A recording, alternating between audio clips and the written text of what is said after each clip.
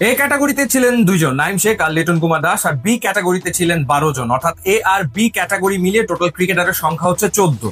দল হচ্ছে 6টা, প্রত্যেকটা দলকে 2 জন করে ক্রিকেটার নিতে হবে এ আর বি ক্যাটাগরি মিলিয়ে।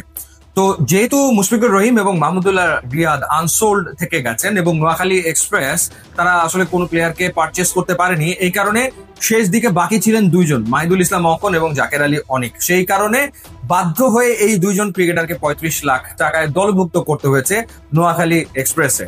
তো খালিদ মাহমুদ সুজন এই দলটার কোচ, অভিজ্ঞ একজন ক্রিকেটার এবং নিশ্চয়ই তিনি নিয়ম সম্পর্কে খুব ভালোভাবে অবগত।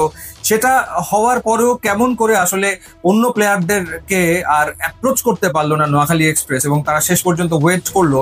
তারা কি আসলে নিয়মটা জানতো কিনা কে জানে। তারা হয়তো চিন্তা করেছে যে তারা এ বি ক্যাটাগরি থেকে কোনো ক্রিকেটারই নেবে না, তারা সি ক্যাটাগরি থেকে ক্রিকেটার নেবে, সেই কারণেই তারা অপেক্ষা করছিল। এবং শেষ দিকে বলা হলো যে না, বাধ্যতামূলকভাবে 2 জন ক্রিকেটারকে নিতে হবে।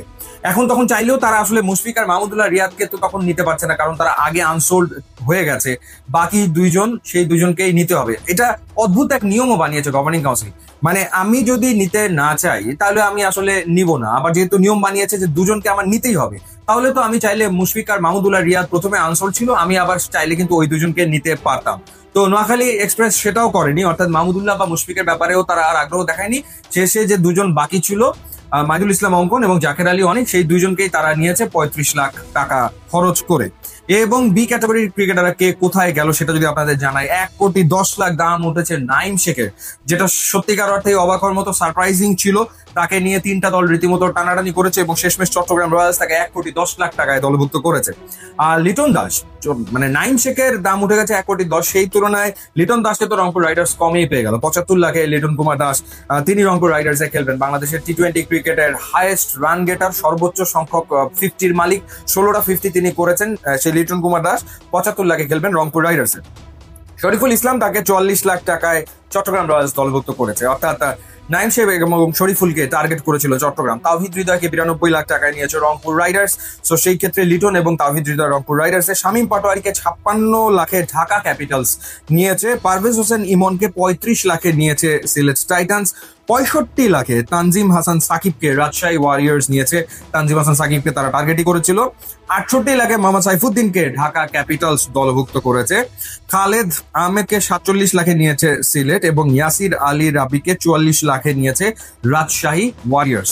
তো এই ক্যাটাগরিতে নোয়াখালী ধাক্কা খাওয়ার পর তারা কাভার আপ যেভাবে করার চেষ্টা করেছে, তারা ডিরেক্ট সাইন করিয়েছে সৌম্য সরকার এবং হাসান মাহমুদকে। তাদের 20 দেশি হচ্ছে কুশাল বেন্ডিস এবং জনসন চার্লস। এরপরে তারা বাই ডিফল্ট পেয়ে গেছে অঙ্কন এবং জাকের আলী অনিককে। এরপর তারা হাবিবুর রহমান সোহানকে নিয়েছে 50 লাখ টাকা খরচ করে। এটা একটা ডেফিনেটলি আমার মনে হয় যে খারাপ পিক হয়নি, খুবই ভালো পিক হয়েছে। ফাস্ট বোলার মুশফিক হাসানকে তারা নিয়েছে, ফাস্ট বোলার রেজাউর রহমান রাজাকে তারা নিয়েছে এবং শাহাদাত দীপুকে তারা দলভুক্ত করেছে।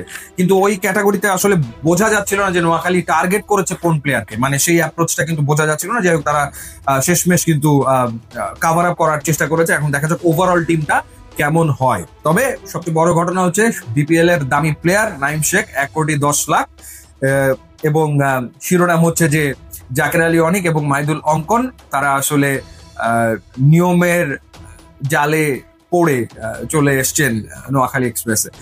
ইউটিউব ইনস্টাগ্রাম লিঙ্ক আছে, আপনারা যোগ দিলে খুবই খুশি হবো। And thanks for watching.